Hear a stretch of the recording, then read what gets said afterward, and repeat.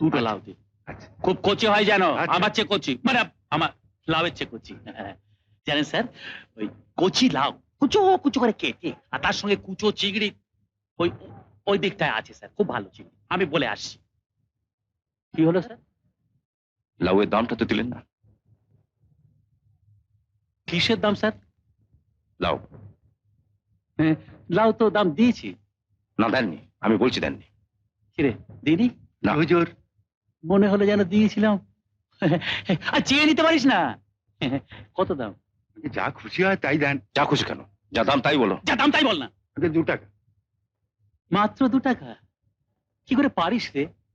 এত পরিশ্রমের ফসল 2 টাকা করে বিক্রি করলে ছেলেপুলে নিয়ে খাবি কি? হ্যাঁ, বাড়িয়ে বলবি। হ্যাঁ, আর ওই ভুলে গেলে দামটা চেয়ে নি। কি জানেন স্যার, মানে চোর ডাকাত গুন্ডা বদমাইশ চিন্তা মাথায় দামের কথা মনে থাকে না।